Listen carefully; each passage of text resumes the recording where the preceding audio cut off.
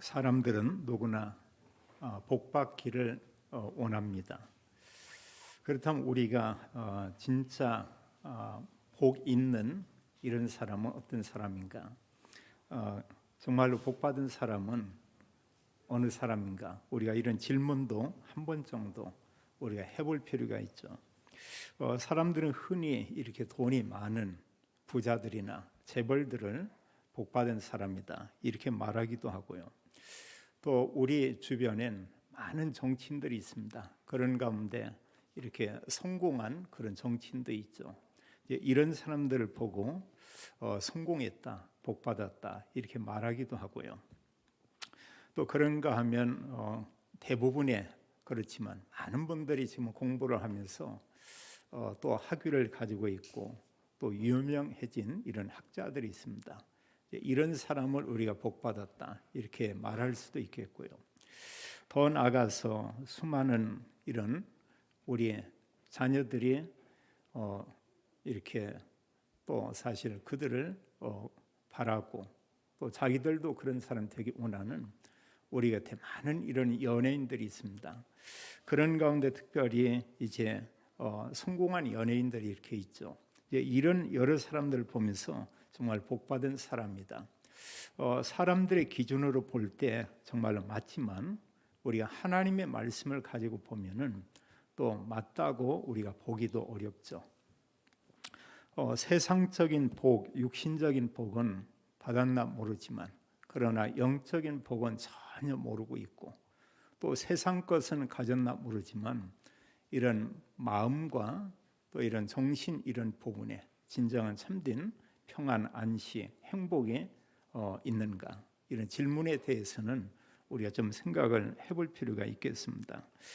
우리가 성경을 가지고 본다고 하면 진짜 복 받은 사람, 진짜 복 있는 그 사람은 어떤 사람이냐?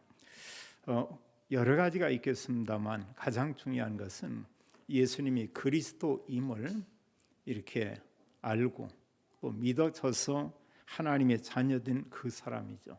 그리고 구원받았고 구원의 확신을 가진 그 사람이 가장 복받은 그런 사람이고요. 그 사람보다 조금 더 이제 복 있는 그 사람 어떤 사람이냐? 구원과 함께 하나님께서 주신 언약의 말씀을 가지고 누리는 그런 사람이죠. 그래서 하나님께서 엄청난 이런 영적인 복을 우리에게 주었는데 이런 복을 가지고 누리고 사는 이런 분들이 이렇게 있죠. 이런 사람을 우리가 복 있는 사람이다 이렇게 볼 수 있죠. 저는 어느 분이 이렇게 말씀을 전하는 이런 모습을 이렇게 봤습니다. 근데 그에게 볼 때 정말 이 말씀을 인해서 큰 기쁨이 있고 말씀을 가지고 누리는구나 이런 부분을 이렇게 느낄 수 있었고 볼 수가 있었습니다. 그건 어디에서 알 수 있냐?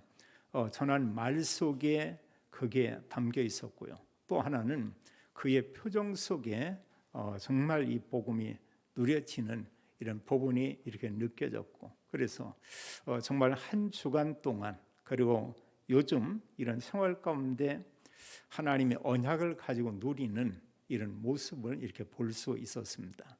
우리는 우리 주변에서 이제 그런 분들을 간혹 이렇게 보게 되죠.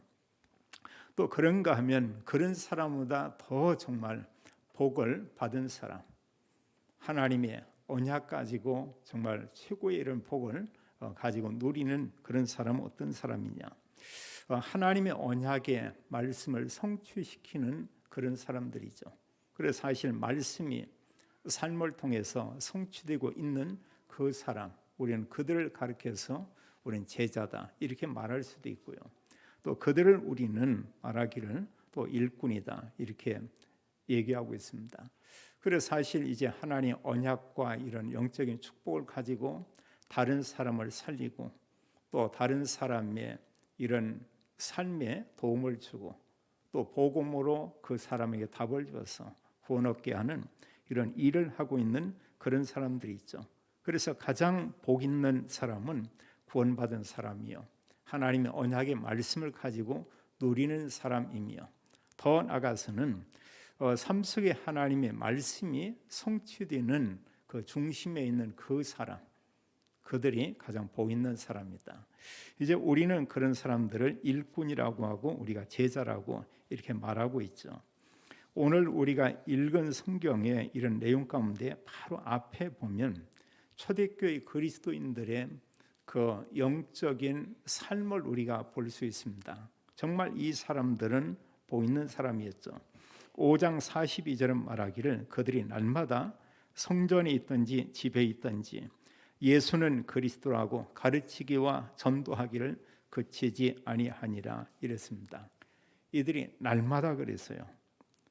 이들이 성전에 있든지 집에 있든지 예수는 그리스도다 하고 싶은 말들이 많이 있었겠죠. 그런 가운데 예수님이 그리스도다, 이게 그들에게는 가장 큰 축복이었습니다. 그래서 만나는 사람에게 모든 장소에서 그리스도를 말하고 증거하는 것을 이렇게 보게 되죠. 또 오늘 내용 가운데서 7절에 이렇게 보게 되면은 초대교회 하나님이 얼마나 큰 은혜를 주셨나를 이렇게 볼 수 있죠. 성경은 그렇게 말하고 있습니다. 하나님의 말씀이 점점 왕성하여 예루살렘에 있는 제자의 수가 더 힘이 많아지고 허다한 제사장의 무리도 이 도에 복종하니라. 우리가 그 당시의 상황을 잘 알고 있죠. 예수님의 그리스도다 이러면 그 사람들은 핍박을 받았습니다. 또 그런 사람은 그 누구든 상관이 없이 그들을 이제 붙잡아서 옥에 가두기도 했죠. 이걸 전혀 그들은 문제처럼 생각하지 않고 오히려 이런 어려운 상황 가운데에서도 오직 그리스도, 이 복음을 증거했죠. 성경 기록하기를 이 복음이 계속 확산되고 심지어는 기독교인들을 핍박하던 수많은 제사장들도 이 복음의 말씀에 복종했다. 또 다른 말로 하면 예수가 그리스도인 것을 믿었다. 우리가 이렇게 말할 수 있죠. 자, 오늘 이제 대부분 이런 그 기관에서 총회를 하면서 또 중요한 임원들을 이렇게 선출하고 뽑게 될 것입니다. 여기서 우리는 그 두 가지만 좀 기억을 해주면 좋겠어요. 이런 일꾼은 하나님께서 세우신다, 이걸 기억하면 좋겠고요. 그래서 어느 사람이 뽑히는데 나는 이래서 못하고 나는 이래서 못하고 이럴 수 있죠. 근데 우리가 사실 조금만 생각하면 됩니다. 대부분의 사람들이 하루에 3번 밥을 먹죠. 아니면 2번 정도는 밥을 먹습니다. 그럼 하루에 최소한의 2-3시간은 이렇게 밥 먹는데 많은 시간을 보내게 돼요. 교회 일꾼과 임원들이 물론 기도는 24해야 되겠지만 실제로 와서 우리가 봉사 원신하고 이런 시간은 일주일 동안에 아주 적은 시간입니다. 어느 때는 일주일에 10분밖에 안 될 수도 있어요. 그래서 이런 그 일꾼, 어느 분이 이제 이런 임원으로 뽑힐지 알 수 없지만 그런 일꾼은 하나님께서 세우신다, 이걸 우리가 기억하면 참 좋겠고요. 그러면서 우리는 그렇다면 하나님이 세우신 그 일꾼들은 우리가 어떻게 살아야 하냐, 우리가 성경의 초대교인들을 보면 좋겠고요.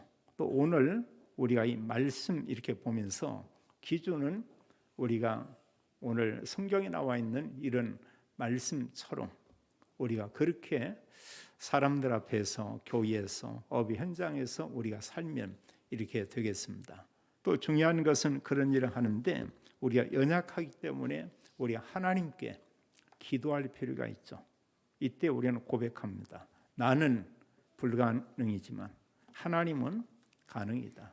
하나님은 하나님께서 연약한 나를 통해서도 하나님이 일을 하신다. 이런 우리가 고백을 하면 이렇게 좋겠습니다. 성경에 보면 많은 이런 일꾼들이 있는 것을 우리가 볼 수 있어요. 자, 일꾼은 누가 세우냐? 하나님께서 이렇게 세우시죠. 구약에도 우리가 보면 여러 이런 믿음의 사람들이 있습니다. 하나님이 그들을 세웠어요. 또 신약에도 마찬가지입니다. 많은 이런 일꾼들이 있죠. 신약의 일꾼들을 우리는 제자라고 이렇게 표현하고 있습니다. 이런 제자들은 하나님께서 이렇게 세우는 것을 우리가 볼 수 있죠. 예수님께서 많은 일들을 했습니다. 병든 자를 고치고 심지어는 죽은 자를 살리고 뭐 이런 일들을 했죠.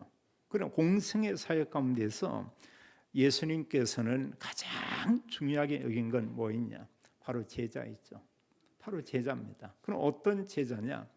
예수님이 그리스도를 아는 그 제자, 모든 관심이 여기에 있었습니다. 그럼 많이 세우지도 않았어요. 제자는 12명 세웠고요. 또 이 제자들과 함께 복음 운동할 만한 70인의 사람들, 이들을 세운 게 전부 다 했습니다. 그럼 마지막에 예수님께서는 그들에게 부탁한 이런 말씀도 사실 메시지는 하나죠. 이 복음을 모든 민족에게, 만민에게, 지역적으로는 땅끝까지 가서 예수님이 그리스도인 것을 그들에게 증거하라, 이렇게 말씀을 했죠. 그러면서 예수님께서 이 제자를 얼마나 이렇게 중요하게 여겼냐? 성경에 보면은 일꾼이나 제자들을 이렇게 세울 때 예수님이 가볍게 이렇게 세우지 않았죠. 누가복음 6장에 보면은 예수님께서 12 제자를 선택해서 세우기 전에 뭘 했냐면 밤을 지새면서 기도했다고 했어요. 우리는 꼬박 밤을 지새면서 아침까지 기도한다. 이걸 우리는 철야라고 이런 얘기합니다. 말 그대로 예수님이 12 제자를 호명하기 전에 철야 기도를 했어요. 이건 뭘 얘기하느냐? 너무 중요하기 때문에. 예수님께서 이 철야 기도하는 게 성경에 또 이렇게 있습니다. 십자가 질 것을 알고 있습니다. 그걸 앞두고 도망친 게 아니고 그걸 앞두고 겟세마네 동산에서 밤을 지새면서 새벽까지 기도를 했죠. 얼마나 간절히 기도했냐? 누가복음은 기록하기를 땀이 떨어지는데 핏방울과 같이 되었더라, 이런 얘기했죠. 한마디로 붉은 이런 땀이 이제 흘러내린 거죠. 사실은 이만큼 간절히 기도한 것은 우리가 볼 수 있습니다.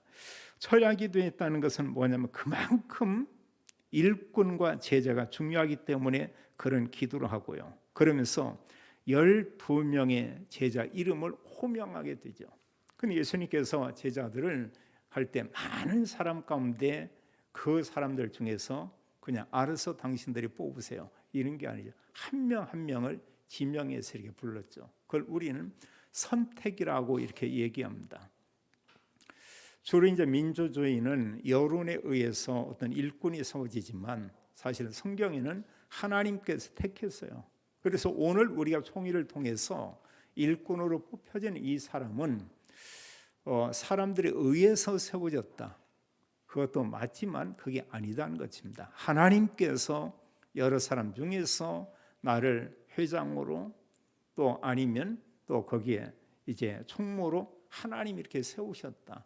이제 이것을 우리가 기억하는 게 참 중요합니다. 그걸 보고 우리는 정체성 이런 얘기를 하죠. 그게 굉장히 중요하죠. 우리가 알지만 우리나라의 유명한 대학이 서울대학이라고 우리가 알고 있죠. 근데 서울대학 들어간 사람 중에도 두 종류가 있죠. 정말로 시험을 봐서 합격해서 들어간 사람이 있고요. 어느 사람 뭐냐? 그냥 구경하기 위해서 그 학교에 들어간 사람도 있습니다.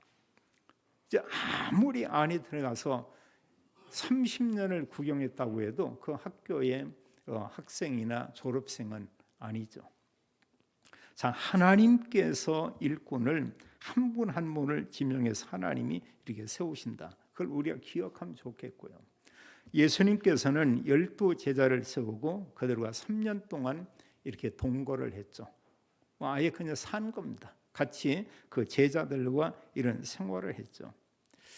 우리가 정말로 이 제자나 일꾼들은 누구와 우리가 이렇게 동행하냐? 눈에 보이지 않지만 그리스도와 날마다 우리가 동행하고, 또 그런가 하면 우리는 단순히 그냥 그리스도와 동행하는 이 정도가 아니고 성삼위 하나님께서 우리의 보좌의 능력으로 함께하며 이렇게 동행하죠. 성경은 기록하기를 우리를 구원하신 그리스도, 우리의 모든 삶 가운데 우리를 인도하시는 성령께서 우리와 함께하고 인도하고 성경은 역사한다고 이렇게 말하고 있습니다. 오늘 6장의 아주 중요한 이런 시간표 가운데 예루살렘 교회에 이런 문제가 생겼죠. 그리고 예루살렘 교회가 복음만 전했는데 큰 부흥이 일어났어요. 너무나 많은 부흥이 일어나다 보니까 사실 12사도가 그들을 다 살피고 도울 수가 없는 겁니다. 근데 어떤 문제였냐? 이건 뭐 언약도 안 해요. 언약도 아닌데 한마디로 보면은 섭섭했던 겁니다.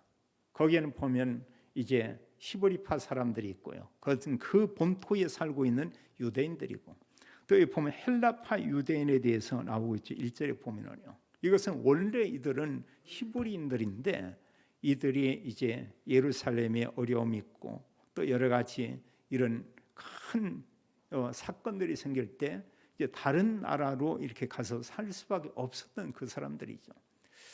그들은 원래 사실은 그 히브리 민족인데 그들이 다른 나라에서 오래 산 겁니다. 그들을 가리켜서 이제 헬라파 유대인 이렇게 얘기하고 있어요. 그래서 이제 초대교회 여러 가지를 가지고 어려운 사람을 돕는데 좀 차별이 있었던 것 같아요. 여기에 보니까. 그래서 사람들이 보는 가운데 뭐냐, 헬라파 유대인들이 이렇게 생활하는데 너무 어려운 겁니다.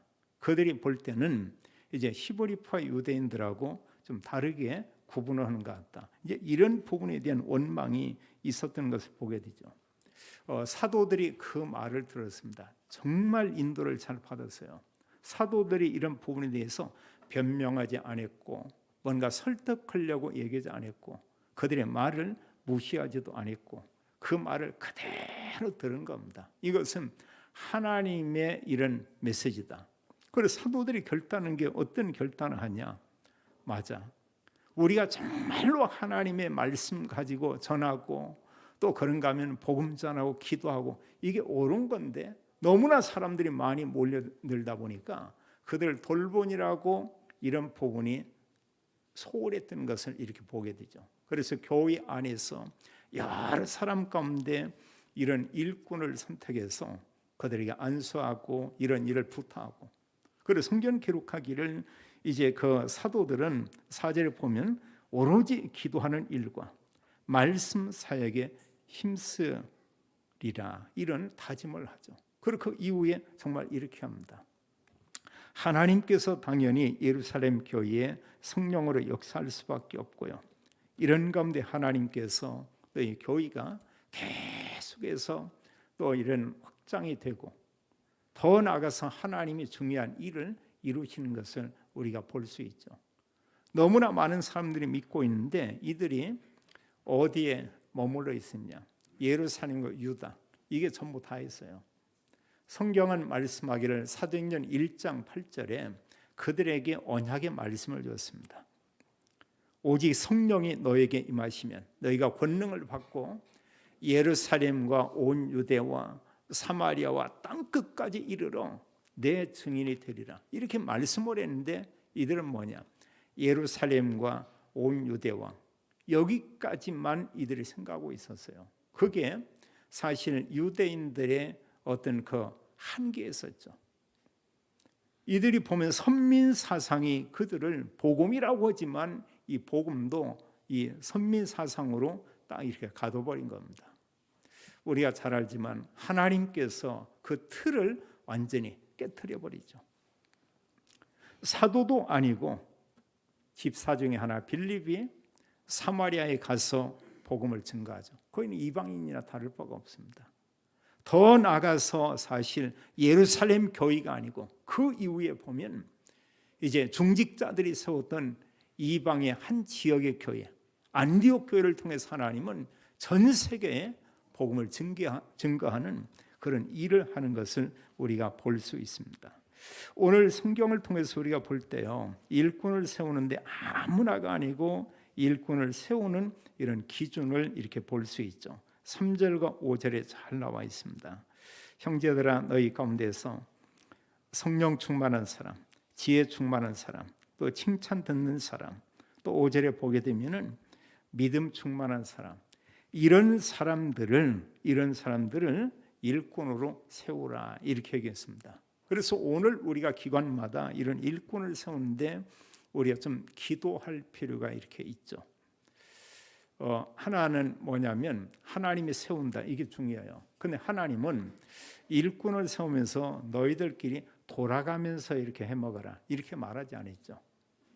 이번에 누가 했으니까 다음에 누가 하고 이게 아니고 어느 때는 하나님 보실 때 그분이 중요하면 그분이 계속 할 수도 있습니다. 사람들은 그것을 독재라고 얘기하는데 그게 아니에요. 하나님의 절대 이런 주권, 바로 그 부분이죠. 그래서 지난해에도 했는데 금년에도 했다 이러면 여러 사람들이 회원들이 나를 충성되게 여겨서 나를 뽑아주고 세웠다 그렇게 말할 수도 있지만 하나님께서 나를 중요하게 보시고 충성되게 여기시고 하나님이 나를 세우셨다. 하나님께서 나를 보시면서 성령 충만한 사람, 지혜 충만한 사람, 믿음 충만한 사람, 칭찬받는 이런 사람이라 인정하면서 하나님이 나를 또 세우셨다. 세 번째 회장하는 분은 거기에 하나님께서 은혜 위에 은혜로 하나님 나를 또 이렇게 세우시는구나. 그래서 하나님께 우리가 영광 돌려야 될 것입니다. 감사하다 이런 정도가 아니고요. 이렇게 두 번째 또 이렇게 되는 분들은 너무나 좋아가지고 춤추면 돼요. 춤추면 됩니다. 저희 교회가 처음에요. 시작해서 만들 때 찬송만 부르면 너무 좋아서 막 손을 춤추고 이런 분들 몇 분 있었어요. 중국에 처음에 갔을 때 이들 중에 찬양만 하면 앞에 몇 명 나와가지고 막 춤을 추면서 이렇게 찬양을 합니다. 너무 의아해서요. 예배드리고 말씀드릴 때는 좀 이렇게 분위기 있게 해야 되는데 이게 뭐냐고 이랬더니 그분들이 그 당시에 말하기를 이게 성령춤이래요. 그래도 별게 다 있네. 근데 그들이 너무 기쁘다는 거예요. 정말로 복음을 알고 자기들에게 수십 년 동안 목회자가 없었는데 한국에서 목사님들이 와서 말씀 전하고 기도해주고 이게 너무 기쁘다는 겁니다. 어느 면에 그러하겠죠. 그래서 오늘 우리가 일꾼으로 뽑히는 이런 분들은 난 못해 이게 아니고 하나님 너무 감사합니다. 하나님께 큰 영광 돌리기를 예수님의 이름으로 축원합니다. 그럼 정말 이런 일꾼들이 교회에서 여러 가지 교회에 봉사하는 일만 있냐? 그거 맞지만 초대교회에 보면 그렇지 않았어요. 그들이 사실 교회에 봉사하는 이런 일도 했지만 정말 중요하게 여기는 것은 뭐냐면 전도, 선교 여기에 그들의 중심이 담겨 있었습니다. 7명의 이런 그 집사님들 가운데에서 스데반과 우리가 빌립을 우리가 볼 수 있죠. 스데반은 7장에서 정말 그리스도 복음을 정확하게 증거합니다. 아브라함에서부터 그리스도까지 말씀을 전하죠. 그리고 유대인들에게 말합니다. 여러분들은 예수님이 그리스도라는 것을 특히 종교 지도자들에게 말합니다. 지금 믿지 않고 있습니다.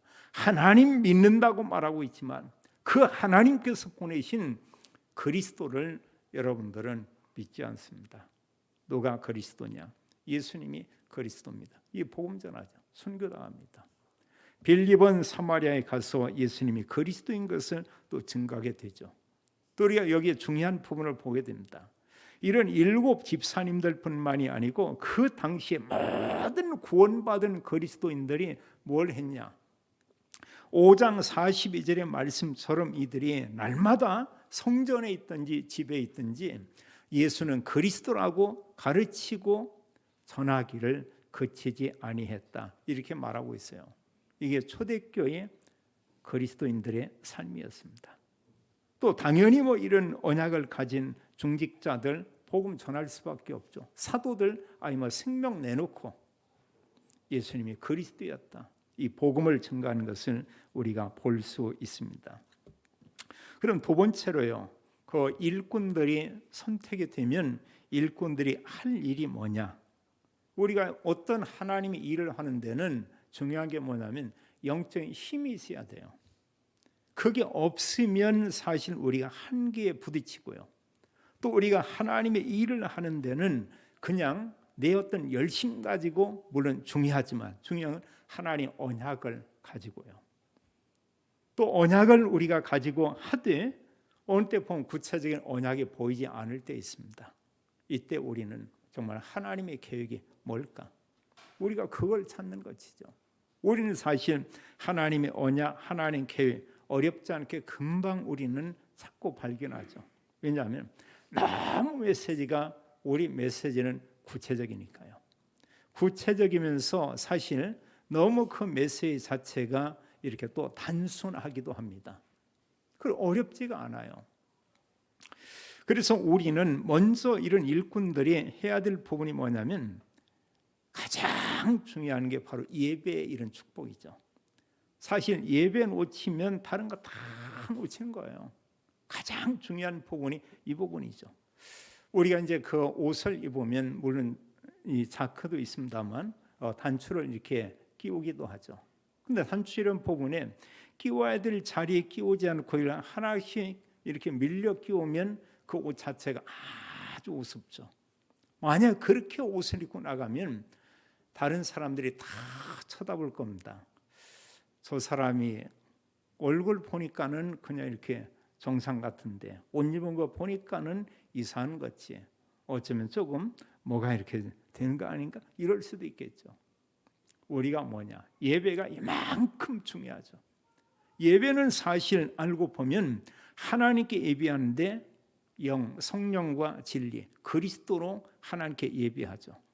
알고 보면 예배는 성삼위 하나님 만나는 시간이고 성삼위 하나님께서 우리에게 하나님의 언약의 말씀을 주는 시간이고요. 그 시간에 하나님 앞에서 우리의 삶을 기도로 예배로 우리가 고백하는 그런 시간이 이렇게 되죠. 그럼 모든 예배에는 뭐가 있냐? 메시지가 있죠. 말씀이 있습니다. 또 그리고 사실 이제 그 말씀을 나의 메시지를 붙잡은 걸 우리가 언약이다 이렇게 말할 수 있죠.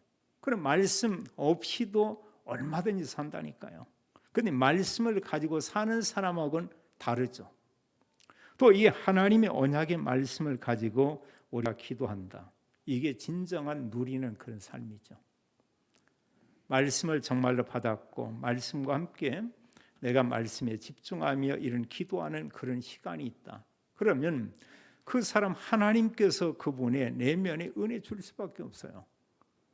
이걸 우리는 성령 충만이라고 말하기도 합니다. 그럼 사실 그게 말로 사람들에게 이렇게 전달되고요. 또 그런 부분이 표정으로 전달이 되고요. 또 사람 앞에서 우리는 담대하게 증인으로 서서 우리가 말할 수가 있죠. 그럼 우리가 기도한다고 할 때 언약 기도 아무 생각이 안 난다. 이러면 우리가 모든 성도님들이 알고 있는 건 뭐냐? 사도행전 1장 1절, 1장 3절, 1장 8절 이건 다 알 거예요. 1장 1절에 예수님이 그리스도다. 그걸 얘기하고 있잖아요. 성경 전체는 뭘 얘기하냐? 그리스도. 말씀을 전하고 죽으시고 부활로 모든 구원을 이루었고요. 또 3절은 말씀하기를 하나님 나라의 일을 말씀하셨다. 예수님 부활하신 후에 말씀했습니다. 거기엔 여러 내용들이 있어요. 그러나 그 안에는 그리스도 언약이 있고요. 그리스도 언약을 모든 사람 만명에 전해야 될 이런 미션이 그 속에 담겨져 있죠. 또 하나님은 그런 자에게 하나님께서 세상 끝날까지 그들과 함께 있겠다 이렇게 말하고 있습니다. 그런다면 이게 얼마나 큰 축복이에요. 그래서 정말 우리가 하나님의 언약을 가지고 기도하는 사람은 고백하게 되죠. 하나님 나라가 이미 내 안에 있지만 내 삶 속에도 하나님 나라가 임해져 있구나. 우리가 이런 고백을 할 수가 있죠. 그래서 성경은 우리가 미션을 분명히 줬어요. 기도하는 자에게 언약 가진 자에게 구원받은 그리스도인들에게 성령을 부어줄 것이다. 성령이 임하면 권능을 받고 그리고 예루살렘에서 땅끝까지 이르러 증인이 되리라. 이 말씀은 성취된 것을 기록한 게 이게 사실은 사도행전이죠. 우리는 그 언약을 가지고 이제 사도행전의 흐름 속에 우리가 있고 이 복음이 모든 민족들에게 증거되면 그리스도께서 다시 재림해서 오시겠다 이렇게 약속을 했습니다. 그리고 우리 영원한 집은 하나님 나라 천국인 것을 우리가 알고 있고 거기에 대한 믿음을 우리가 가지고 있죠. 또 우리는 기도하되 393 이런 기도를 합니다. 여기 앞에 3은 성부, 선자, 성령, 하나님 언약까지 기도하고요. 9 이런 내용은 무엇이냐? 하나님께서 우리에게 이런 보좌의 축복을 하나님 주신다. 그런 언약을 가지고 기도할 때 하나님은 지금도 시공간을 초월해서 하나님이 역사하고 응답을 주고 또 그 하나님께서 우리에게 뭐냐? 3시대 다 살리기 원한다. 내가 살고 또 그런가 하면 교회가 살고 현장도 살고 또 강단이 살고 중직자가 살고 우리 후대들이 다 언약 가지고 힘을 얻게 되고 이게 뭐 이루 말할 수 없는 놀라운 은혜죠. 이러면서 하나님께서 우리에게 또 주신 중요한 언약이 뭐냐? 이게 바로 설교예요. 주일 설교를 통해서 하나님 말씀을 듣고 또 우리는 교단적으로 우리는 237 복음화 5천 종족 복음화 하는 그런 교단이죠. 우리는 주보에 있듯이 이런 중요한 이런 전체가 함께 가는 본부의 언약의 말씀을 가지고 우리가 기도할 수 있습니다. 이게 언약이에요. 또 우리가 기도하되 어떤 기도하냐? 이런 언약 기도와 함께 우리가 교회를 위해서 또 여러 성도님들을 위해서 우리가 중보로 함께 기도하는 겁니다. 어떤 분이 아픈 분이 있다. 어느 분에게 중요한 계획이 있다. 또 어떤 어려운 일을 닥쳤다. 우리 함께 기도로 여기에 동참하는 겁니다. 이게 어느 거냐? 이런 기도할 때 정말 하나님이 우리와 함께하고 또 하나님 응답을 우리가 볼 수 있죠. 이런 하나님께서 주신 증거를 가지고 성경의 믿음의 사람들은 전도자의 이런 삶을 살았죠. 우리는 기관에서 우리가 뭐냐 모든 계획을 하되 교회를 보면서 우리가 전도 계획, 선교 계획 이런 것을 우리가 또 세워야 되겠고요. 또 우리 개인이 이런 전도자의 이런 삶을 우리가 살아야 되겠습니다. 성경에는 이런 믿음의 사람들이 있고 정말 중요한 일꾼에 대해서 많은 기록들이 있죠. 우리가 일꾼이라고 할 수 있고 제자라고 할 수 있는 그 사람들의 이런 모델을 성경은 말하고 있어요. 여러 군데 있습니다만 특히 로마서 16장에 보면 한 30여 명의 이런 사람들의 이름이 쭉 나와요. 그들이 그리스도 언약을 가진 사람입니다. 그리스도 복음을 위해서 봉사하고 헌신했던 그런 사람입니다. 이들이 237 세계 복음화라고는 언약을 가지고 그 시대에 헌신했던 그런 사람들이에요. 성경 기록하기를 그 사람들에 대해서 어느 사람은 이제 전도자의 보호자와 같은 역할을 했다. 어느 사람은 전도자들과 함께 말씀으로 사역하는 동역자 일을 했다. 또 어느 사람들은 물질을 후원하는 이런 식주인의 일을 했다. 또 사랑하는 자, 인정받는 자, 또 친척과 같은 이런 사람, 또 복음을 위해서 많이 수고한 이런 사람, 이런 얘기들을 하고 있죠. 이제 그분들에 대해서는 로마서 16장을 우리가 읽어보면 되겠습니다. 마지막 세 번째로요. 정말 하나님은 모든 사람에게 복을 주지만 특별히 일꾼들이 받는 이런 복이 또 따로 있죠. 우리가 성경을 이렇게 보면 알지만 일꾼들이 하나같이 받은 복이 뭐냐? 하나님의 언약의 말씀이 삶을 통해 성취되고요. 그럼 이 사람들은 뭐냐? 하나님이 살아계신다는 것을 날마다 이렇게 알 수밖에 없죠. 어떤 일이 생긴다. 그러면 간단한 질문하죠. 하나님은 아신다. 여기 하나님이 나에게 원하시는 건 뭔가? 그럼 그 뒤에 하나님의 절대계 우리가 찾을 수가 있죠. 또 사실 우리가 기도하는 가운데 하나님은 정말 응답 주시는 하나님입니다. 이걸 알 수 있고요. 응답은 내가 기도한 그대로 오는 경우 있고요. 또 하나의 응답은 뭐냐? 우리에게 하나님의 계획에 뭔가를 알게 하는 이런 응답이 있죠. 그리고 내가 원하는 대로 오는 응답도 참 중요하지만 사람들은 그걸 기뻐하지만 성경의 믿음의 사람들은 하나님의 계획, 하나님의 뜻 그걸 찾았죠. 그게 알고 보면 더 중요하죠. 그건 하나님께서 우리에게 원하는 사실 그 내용이 그 속에 다 이렇게 담겨져 있죠. 우리는 여러 가지 기도를 합니다. 근데 우리가 정말 기도하는 사람은 알 수가 있죠. 또 우리가 말씀 흐름 속에 있는 사람이 한 가지 알고 우리가 말할 수 있는 게 있습니다. 하나님께서 우리에게 주시는 기도 제목이 있어요. 그거 분명히 있습니다. 그게 어디에 들어있냐? 우리가 요즘 일곱 이런 또 여정이다 이런 내용도 들고요. 일곱 망대다. 제가 보면 그 속에 다 들어있어요. 그럼 이게 도대체 뭐냐? 다른 게 아니고 그리스도. 그 안에 모든 게 전부 다 담겨 있는 것을 우리가 봅니다. 바울은 고백하기를 골로새서 2장 2절 3절에 하나님의 비밀인 그리스도. 그리고 3절은 그리스도 안에 지혜와 지식과 모든 보화가 감춰져 있다. 이런 고백을 하죠. 그거 맞거든요. 그 안에는 영적인 복도 있고 우리의 삶에 모든 필요한 것도 있고 사람들이 그렇게 좋아하는 경제도 그 속에 담겨 있는 것은 우리가 볼 수 있죠. 이러면서 진정한 사실 이제 이런 언약가진 일꾼들이 받는 복 중의 복이 뭐냐? 그게 전도자의 삶이죠. 이 사람은 다 살리게 돼요. 진정한 전도자는 내가 하나님과 함께 또 모든 사람과 함께하는 임마누엘, 모든 일이 하나님이 역사하면서 이루어 나가는 원리스의 이런 축복, 이런 것을 보게 되죠. 그래서 하나님은 정말 이런 일꾼을 통해서 하나님께서 전체를 살리고 하나님은 그들을 통해서 정인의 삶을 살도록 하나님이 이런 역사하는 것을 보게 됩니다. 그래서 일꾼이 고백할 수 있는 그 복이 뭐냐? 하나님 나와 함께 임마누엘. 바로 그거죠. 어디에 가든 하나님은 나와 함께 계신다. 이러면서 하나님께서는 이것과 함께 우리에게 하나님 주시는 이런 축복이 있는데 그것은 이제 본인이 알 수 있고 사람들이 보면서 저 사람은 영적 서밋 맞구나. 이런 고백할 수밖에 없죠.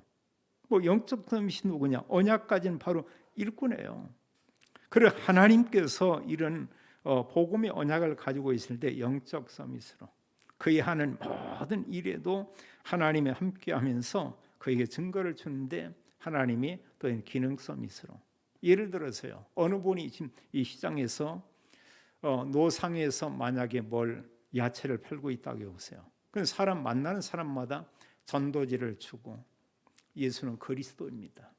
또 어느 사람이 시간 내에 들으면 그리스도의 비밀, 우리의 모든 죄 문제 해결한 참 제사장, 그리스도는 하나님 만나는 유일한 길 되신 참 선지자, 그리스도는 우리의 모든 죄와 저주를 십자가에서 완전히 해결하신 참 제사장이십니다. 그리스도를 구주로 영접하면 구원받습니다. 자, 그분의 직업과 전혀 관계없이 하나님은 뭐라고 말씀하냐? 그 사람은 많은 사람 앞에 증인이요 그 사람은 서밋이다. 이렇게 말하겠죠. 그래서 사실 영적 서밋, 기능 서밋, 하나님은 또 그런 사람을 통해서 때로는 어떤 가정, 가문, 또 어떤 지역을 이렇게 다 바뀌죠. 복음 들어가면 문화는 바뀔 수밖에 없습니다. 다른 사람에게 영향을 줄 수 있다. 그게 문화 서밋이에요. 그러면서 성경은 말씀하기를 최종적으로 이제 전도자들에게 하나님의 상급을 이렇게 얘기하고 있죠. 복음서에서 예수님은 여러 가지 이런 표현 가운데서 언약 가지고 하나님 일을 한 사람에게 달란트로 표현하면서 상급을 얘기하고요. 누가복음에서 문화로 표현하면서 상급을 얘기하고요. 또 여러 이제 그런 부분을 하나님께서 이런 고를 주겠다 이런 표현도 하고. 또 바울은 이런 서신서에서 표현하기를 하나님 언약 가진 그들에게 의의 면류관, 또 그런가 하면 또 이제 영광의 면류관, 계시록에 보면 생명의 면류관 이런 얘기하죠. 이건 우리가 눈에 볼 수 있는 것처럼 하나님께서 하나님 나라에서 우리에게 주시는 내용이고요. 고린도전서 15장 58절에 그런 기록이 있습니다. 내 사랑하는 형제들아 견실하며 흔들리지 말고 항상 주의 일에 더욱 힘쓰는 자들이 되라. 이는 너희 수고가 주 안에서 헛되지 않은 줄을 알미니라. 우리가 복음을 위해서 주님의 교회에서 더더욱 힘쓴 자가 되라. 우리가 뭐냐? 기관의 임원들이 이런 말씀을 가지고 기도하고 영적인 부분에 조금 우리가 마음을 담는데 하나님은 이런 것을 기억하고 우리에게 앞으로 큰 상급을 분명히 주실 것입니다. 하나님은 이 시대에 우리를 하나님의 자녀로 선택했습니다. 또 하나님께서는 우리 한 분 한 분들에게 직분을 주기도 하고 우리를 불러서 일꾼으로 제자로 하나님이 세우셨습니다. 우리는 좀 기억해 볼 필요가 있죠.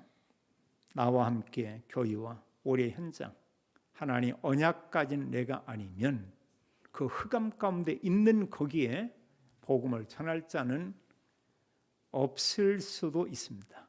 어느 분은 일평생 살면서 단 한 번도 이 복음을 듣지 못한 그런 사람도 있습니다. 여기에 우리는 하나님 언약을 가지고 복음을 전해야 되겠죠. 하나님 우리에게 말씀합니다. 우리의 신분은 하나님 자녀라고 말씀하고 있고 하나님 우리를 불러서 이 시대에 제자의 삶을 살기 원하고 있습니다. 이런 자들이 하나님은 보좌의 능력으로 역사하고 모든 시공간 초월해서 그런 자에게 응답을 하나님께서 주시고 말씀, 기도, 전도가 우리의 개인의 삶인 것을 하나님은 고백하게 하죠. 하나님 이런 증거를 주어서 우리를 통해서 모든 사람, 모든 현장 살리기를 원합니다. 우리는 이 시대에 하나님께서 택하신 하나님의 자녀요. 하나님께서 그 택한 중에 우리를 선별해서 이 시대의 일꾼으로 제자로 우리를 세우셨다. 이런 사실을 알고 우리 가는 곳마다 모든 사람이 사는 또 가는 곳마다 하나님의 언약을 전달하는 이런 중요한 전도의 시스템들이 세워지는 은혜가 모든 성도님과 중직자분들과 우리 후대들 모든 현장에 임하게 되기를 예수님의 이름으로 축원합니다. 하나님 감사를 드립니다. 우리에게 유일한 복음 그리스도를 알고 믿게 하고 하나님 자녀되게 하고 이런 가운데 저희들을 이 시대에 세우셔서 제자되게 했고 또 오늘 하나님께서 기관의 일꾼들을 세우셔서 또 하나님의 일을 하게 하시는 은혜를 인하여 감사합니다. 일평생 하나님과 함께하는 축복을 누리며 또 모든 사람에게 언약 가지고 답을 주는 이런 서밋의 축복을 누리게 하옵소서. 주 예수 그리스도 이름으로 기도하옵나이다. 아멘.